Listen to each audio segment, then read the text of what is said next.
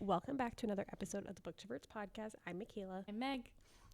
And today we are finally finishing our Harry Potter series. We are on book 7, Harry Potter and the Deathly Hallows, but we are covering part 2, which is everything chapter 25 through the end. That's what part 2, the movie, covers. We have finally made it. We have been doing this for months. I think we did our first one in September. Yeah, it's been a long time coming. And we just had so many other series that popped in and other books, and it just kind of prolonged this. And I love this world, but I'm really glad to be done with it so we can move on to other things. Because there's so many others that are on my list that I've been put on hold just for this. So many others. We are finally, like, our work with the order is done. Thank God. Yeah. Ends well for everyone. Just spoiler. But yeah.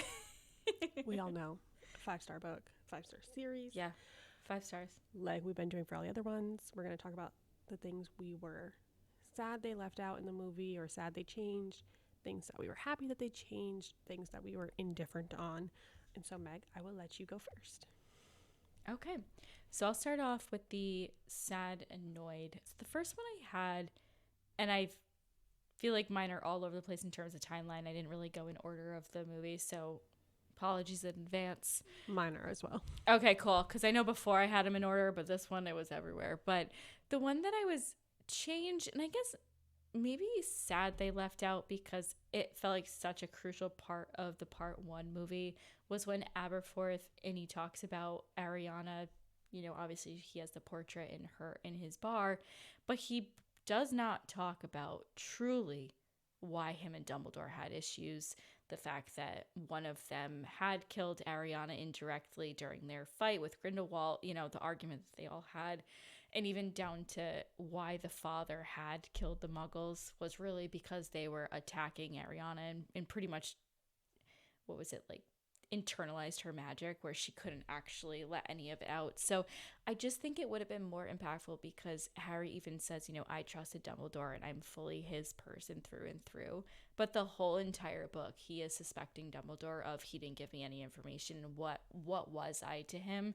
And it just, even in the first movie, they kind of go through that too. And the connection would have been there for me. Is why I'm just, okay, it would 2 more minutes, it would have been fine. But yeah, I agree with you. I didn't like that they took that out. And then also the conversation that in the book Harry and Dumbledore have when he is in King's Crossing, and Harry kind of gets to hear it straight from Dumbledore of like what happened. That gives so much closure to that kind of inner turmoil he's having at the beginning of the book of like, do I actually trust him? Did I even know him? And all that is taken out.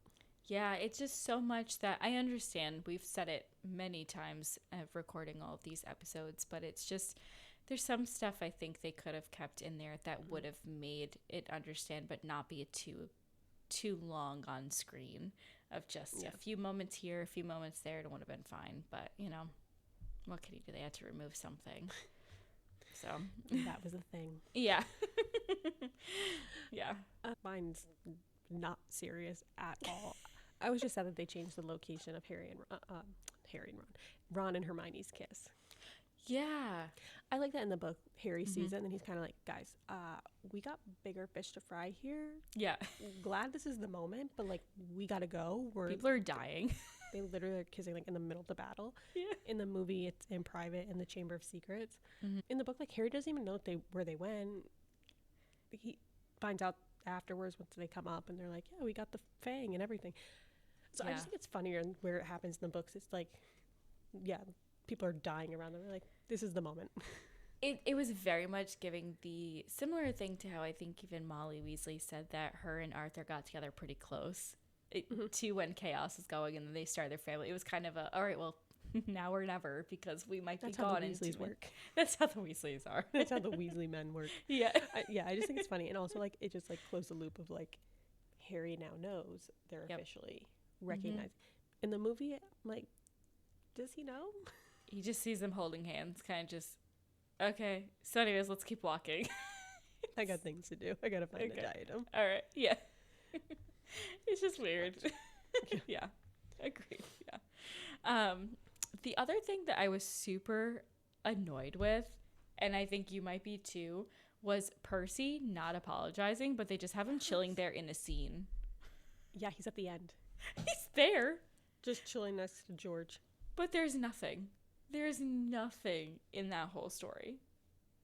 Yeah. I also had that listed. Granted, it would have been weird because they did kind of write him out, but they got the same actor from the first movie. Yeah, it's the same guy. It's the same exact guy. It's like, where were you? You clearly were around. Yeah. I feel like it's just it's such a big storyline in the books, though, of how he's really disconnected. But I love that when he shows up. I kind of forgot that happened. Yeah. And he shows up and he's like, oh no, like, I've been trying to find a way out for a while. And it's like, it's nice to see like them get the closure. Agreed. Yeah. Especially with the fact that obviously with Fred dying during the battle and everything, that there's so much there. So I think it was really good. But yeah, it was interesting because they just removed him entirely, and then you just see him last minute and go, I forgot you even existed. But yeah. What are you doing here? Yeah. Who are you? Yeah, I wish they had kept that. Yeah. What can you do? My next one, again, just a funny one. I wish they kept the book ending with Harry putting the wand back with Dumbledore in his tomb. Yeah. Because, like, it's kind of crazy when you think about it. Like, in the movie, they just have them blow the wand up. First of all, Harry uses the wand to, like, fix his original wand because he likes that one. That does not happen in the movie. Yeah. And they just, like, blow up this wand. And, like, it's kind of crazy that these teenagers just, like, destroyed this, like, ancient magic relic that's been around for literally centuries. And it's, like, part of this huge, like, lore. Yeah. And they're just like, you know what? We're just going to blow it up. Yeah. We're just going to get rid of it at this point. Yeah, like, leave it with Dumbledore. And, like, in another century, someone wants to go on the hunt, they'll find it. Yeah, exactly. And now you know what they're going after. You know what I mean? Yeah. I just thought it was, like, it's, like, crazy when you think about it. Like, yeah. 17, we'll blow it up. I had that, too, because even the fact that they talk to Dumbledore in his portrait isn't there either. They just literally walk out, the three of them, and, you know, outside of Hogwarts. Yeah, just, I don't know, weird. They could have easily done it. Yeah, like the whole thing of like Harry being like, I'm gonna keep the cloak. Yeah. Whatever he does with the stone, I can't remember. He just drops it. Like, he drops it in the forest. He's like, I'm not gonna go looking for it. Like, it's just like he leaves it as it was. Yeah.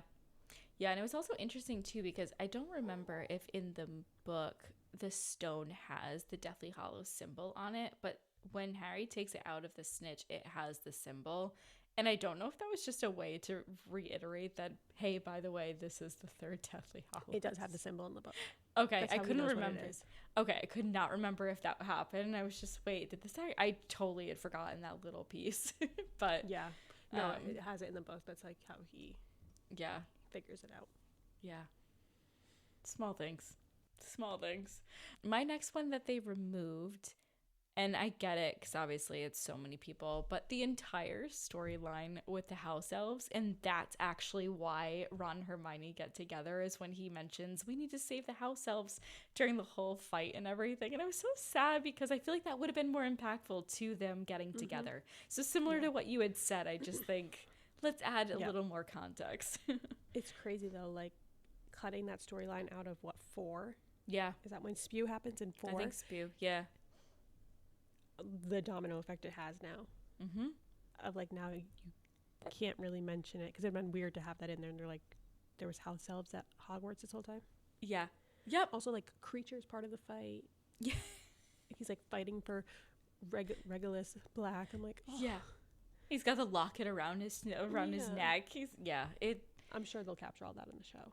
I think so too. I mean, if they do it well, they should capture all of this because there's so much opportunity with the show. You're not trying to crunch it. Exactly. So, yeah, it was just, I'm like, it would have been really nice to have that. But yeah, no, what can you do? What can you do? My next one is the whole part of the book where it's right after they go into Gringotts, I believe. Harry sees into Voldemort's mind and sees Voldemort realizing, it is after the Gringotts thing because he realizes that they've gotten the cup. And he's like, oh, they're going for the Horcruxes. And then Voldemort starts playing in his mind pictures of where all the Horcruxes are. Yeah. And he literally shows Harry via mind connection Nagini. Yeah. And literally says, like, you have to stay close to me. And then literally says, like, oh, he'll never find the one at Hogwarts. I know that one's the safest. That's how Harry knows to go to Hogwarts. Yeah, it isn't just a... In the movie, it's just like Harry all of a sudden can like feel Horcruxes. Yeah. And he's like, I feel it at Hogwarts. And it's like, but it's like, we spent 2.5 hours in the first movie, part 1. You couldn't find any of them. Yeah. Yep. And now all of a sudden, you can feel that there's a Horcrux at Hogwarts when you are like, where are you in the country compared to Hogwarts? Now all of a sudden you can feel it. Yeah, the plot holes that they had literally between movie to movie was crazy. And we had talked about that even with the Polyjuice potion, on how that is and how it's a little bit different each of the times that they use it. But that's another one where it's just, if this was done, we could have just had you under the cloak running around to see if you sensed something everywhere. We could have had you at the school a lot earlier. And he's able to see Voldemort like checking on them, so he knows exactly when he's coming to Hogwarts. Yeah. And then he's able to connect like, oh, it must be something with Ravenclaw. Mm-hmm. Yeah. It was weird. That just like annoyed me because I'm like, all of a sudden now like you have this light bulb moment, like you just figure, like even in the movie the way he figures out it's the snake, he's like, it's always with him. I'm like, no. Yeah. I don't understand why they took that out. Harry didn't figure shit out. No. He can see into Voldemort, and Voldemort told him, hey, these are the 6. Mm-hmm. Pretty much. Yeah, exactly.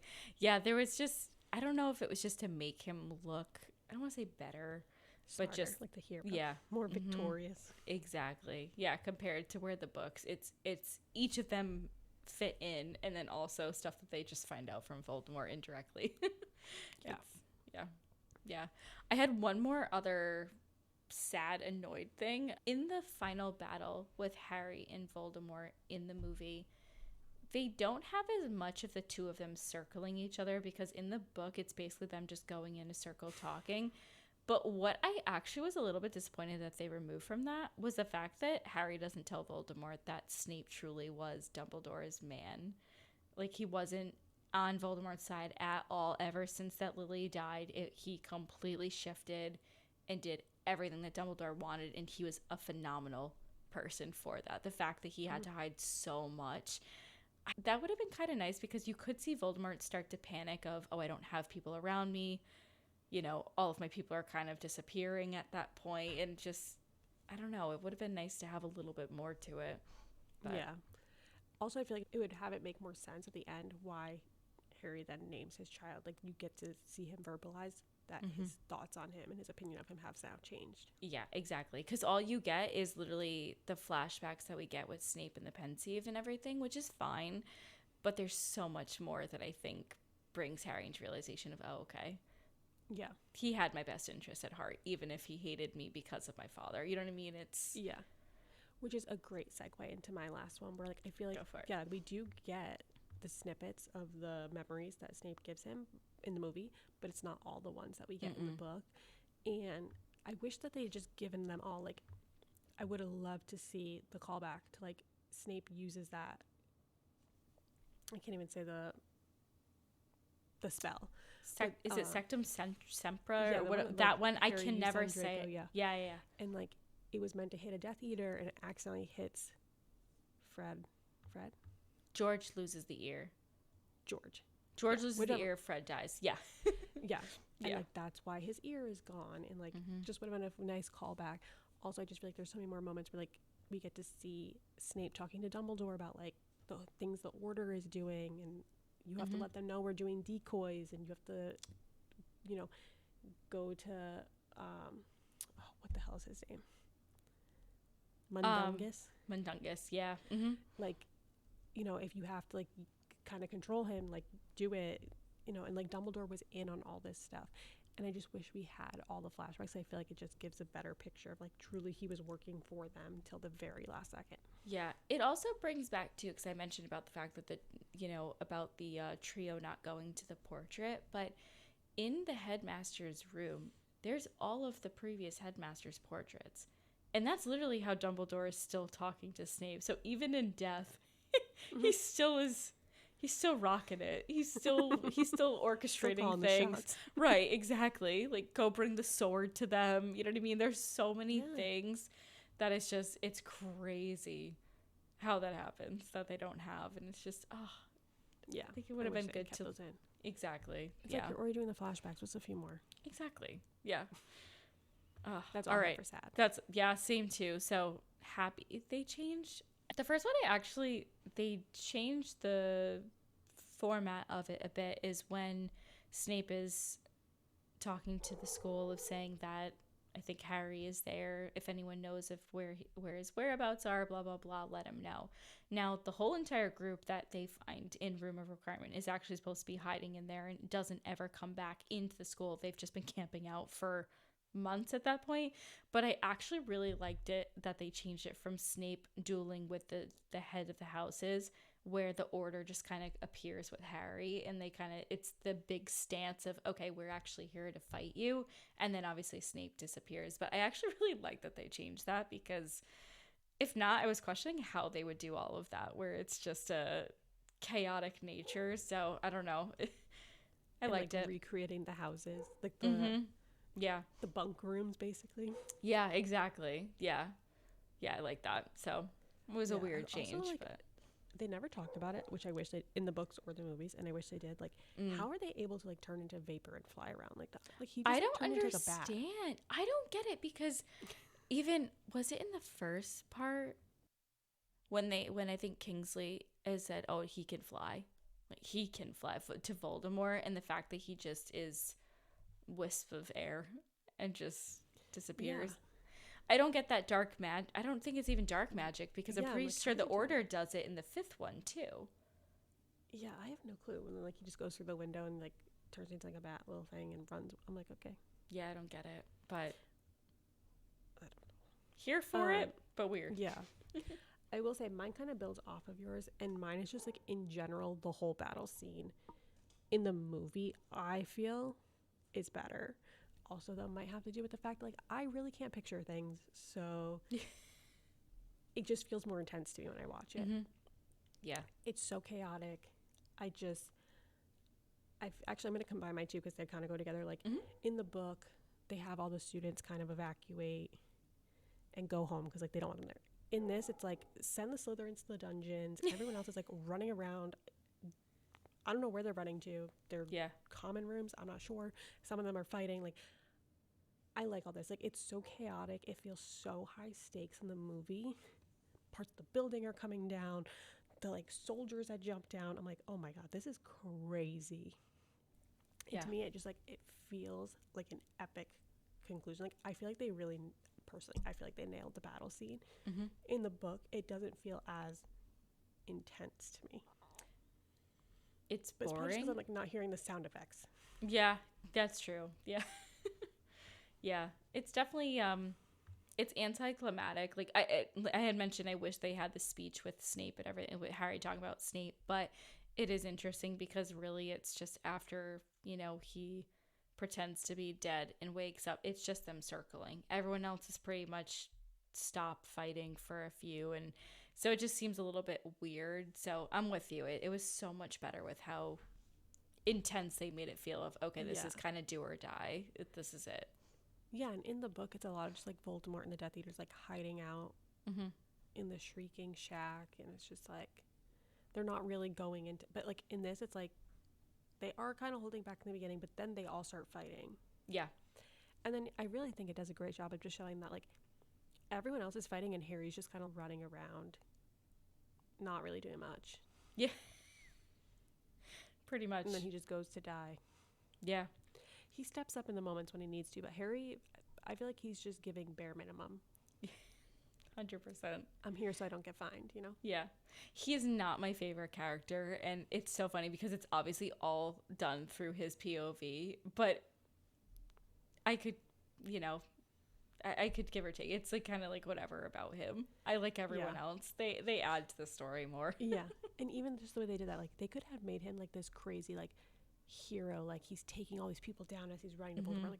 He's literally just dip diving, dodging everything, and everyone else is going nuts. And I think that's perfect. To show that he literally would not have gotten to this point without everyone else jumping in to help him. Oh yeah. Mm-hmm. He can only handle the one task at a time. Exactly. Yeah, and it kind of, it's, I don't want to say good delegation on his part, but there were times where it's kind of a, I need to do this. You need to go and figure this out. Can someone else do this? And then everyone just kind of does their own thing. So I liked it. It fits his character. In a group project, he's just doing his portion. Exactly. Yep. He and shows he's up. Not going out of scope. Exactly. Exactly. Unlike Neville. I feel like Neville, he's so good in this one. So good. I love how they gave him more bravery, and he kind of just finally comes into himself and realizes, you know, I'm going to do whatever I want, and I'm going to say whatever I want. And he, even more of that in the book, too. Like how he's been, like, leading the troops, basically. Yeah. Oh, yeah. He's fighting the Carrows. He doesn't care. His grandma's badass. She's on the run. Can we just talk about, I wish they added her? The fact that she literally is like, my grandson is amazing. I'm out. Bye. Like, and then she shows up for the battle. I'm pretty sure. She's like, where's my grandson? I need to fight alongside. It's, yeah. Her removal. I wish she was in it. So I hope when they do the show, they add her back in. Just to see her outfits. Just to see her outfits. I need more of that. That's literally all I had for Happy. Okay. And also Indifferent. Okay. So I had a couple. This is all you. Okay. Oh, God. Okay. So I had a couple. What I actually liked on the subject of Neville was, you know, when he's on the bridge in the movie and the Death Eaters can't come in. And then when they finally are able to break the barrier and they just bum rush this place. And he is throwing curses back. And then the whole thing. Him. And then the whole thing collapses. I'm just... What is going on? This is not normal. I loved it. And Neville's just standing there and there's like 1,000 people he's staring at. It's like, you didn't bring any backup? Nothing. He's just by himself. You didn't think to run sooner if you saw his toe going over the line. Right, exactly. He waits until finally they start chasing him. And there's so many more Death Eaters too. I could not stop laughing. There's just a horde of people. I go, this doesn't seem fitting for what the book actually talks about, but whatever. So many. How did not one of them hit him with a curse? I don't know. They're obviously terrible at their job. Not one of them. Yeah, this is who Voldemort has as his people. They're terrible. They're horrible. No curse hits them. They've been in retirement for like 13 years. Yeah, exactly. They didn't need to come back for this nonsense. Yeah, that was really funny. And then I guess on the opposite side, on the sweet side, something that I totally forgot they added was when Harry, Ron, and Hermione see Snape getting killed by the snake. When they go into the room and he says, you have your mother's eyes, he does not say that in the book. It's just he kind of asks them to take all of the memories, and that's it. But I think that's so sweet because I do think if the fact they can't have all of the story, at least going back to, you know, the mother, and it's just like poor Snape at the end. He was so much more. He was so much more. Oh my God. That part, every time I read it or see it, I'm just like, oh my God. I remember reading that for the first time and being like, yeah, it was good the whole time. Mm-hmm. Yeah, it was so brutal. I did not think. I totally thought he was bad the whole entire we time. We have to have another villain. I can't just be this one guy. Exactly. Oh, I was shook as like a 6th grader reading that. Yeah, I mean, I was like 20 something when I read it, so same exact impact.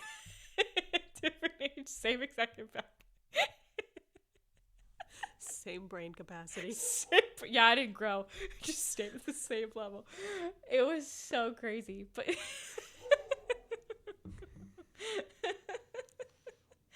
but yeah, very sweet to add that.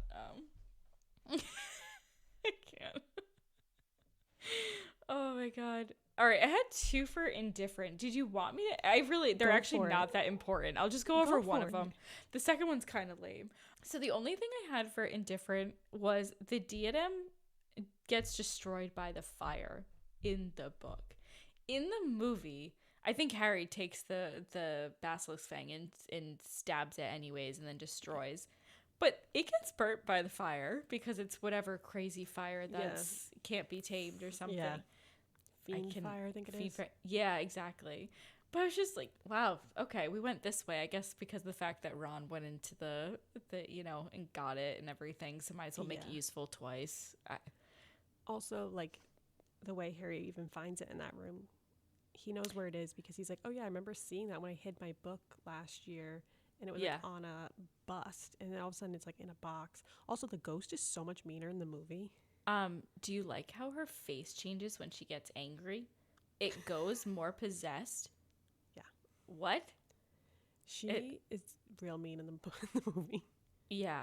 It real sad. Like, just like sad and depressed. Yeah, exactly. And even just the whole fact of Luna taking him to the Ravenclaw area, and he has to do a riddle to get in the door. She goes, "Oh, I mean, that's a great question. What do you think, Harry?"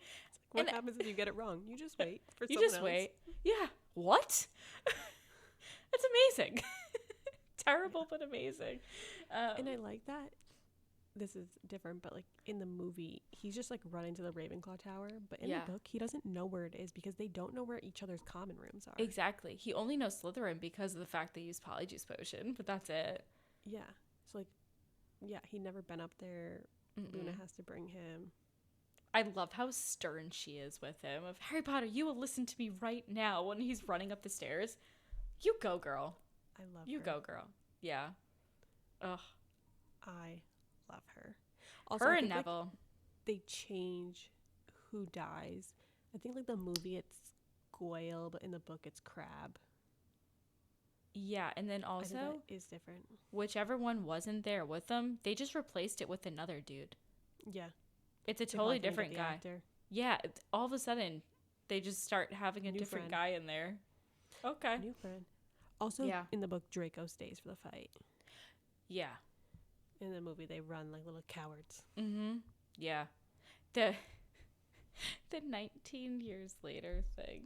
Patrick and I were watching it. He goes, wow, the aging aspect they did for these characters, terrible. They should have never did a terrible goatee on Draco. Like, whatever he had going on was just, no. Why? I was watching it. I was like, why did they dress them all like they're going on an interview? I don't know. And they all have like French twists for their hair. And I'm like, no one just thought to wear like jeans? Yeah, and Ginny's hair went from being extremely flat the entire show in all the movies to then now having a lot of volume to her hair. Done. Yeah. It's been 19 years. Yeah, I know. But I'm like, why do they all look like they're going to a board meeting? I don't know. Beats me. They look so boring. Aren't they dropping them off on like a Saturday? Yeah. Yeah. They're like, you're going to the train station. People are going to look at you like, huh? It's crazy. Oh, and they totally ignored their first son. Yep. He just went through. He runs through the thing, and then nothing. They never no bye to him. Never again. And then my favorite part is like the daughter continuity. I hate that in movies when you can tell when they did different takes and different cuts. Mm-hmm. So she's like on the trolley with the first son. She gets off. She stands to the side. Then all of a sudden, she's in the back next to Ginny. Yeah.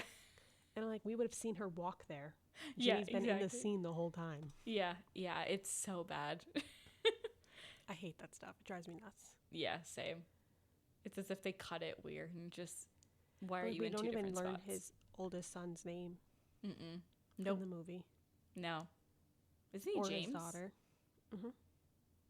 And it's James and Lily, right?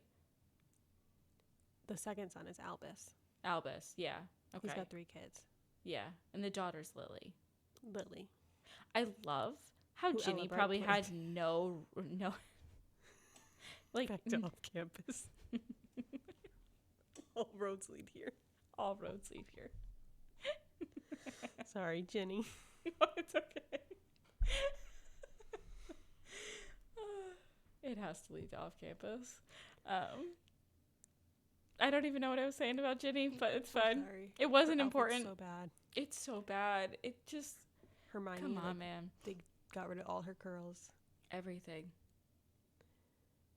Like Ron, they made look so old. I'm sorry, no one looks like that at their age. They'd be like mid to late 30s. Yeah. Yeah. I'm sorry. They're like salt and pepper. Right.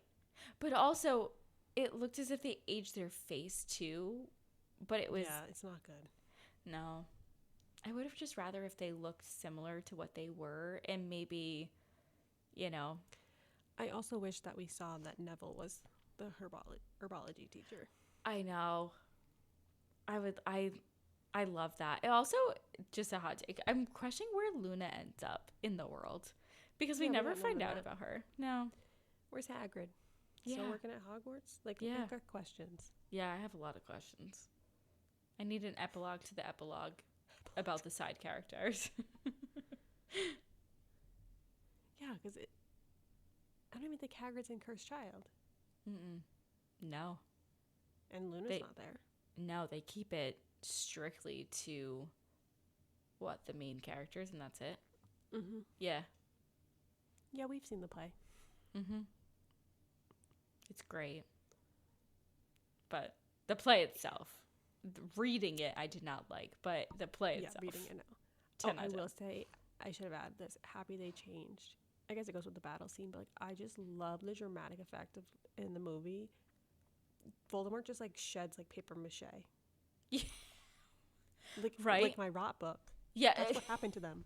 Oh. That's what he did. Ew. Okay. Gross. Why does he turn into paper? I don't understand. And they don't really show that he's in a real killing body. curse. He has flesh. Right, and it doesn't show it rebounding on him. It just shows the wand flying. It doesn't. Oh yeah, and they don't give the whole explanation about like why Harry's able to be alive, and it's because like Voldemort used his blood and all that. Yeah, exactly. It's just he made a Horcrux in you, but you're still alive because you were before.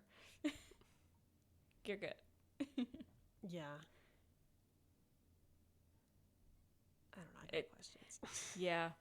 I don't know. I think they backed themselves into some corners on some things by cutting certain things in earlier books. Agreed. Which is the issue when you make a series without everything being out, which is what concerns me about Fourth Wing. Yeah. So Rebecca Yarros better be handing them her plot boards. Like, I hope everyone writing that show knows exactly how this is going to end. Yeah. I'm pretty sure, I want to say in an interview, whichever book con she was at recently, I think she told people she had to give the ending of what she expected. Now, I don't know how much she gave them because obviously, you know, she hasn't even gotten there yet. But yeah, to your point, it better be... Like, don't be dropping these things that are little Easter eggs. Mm-hmm.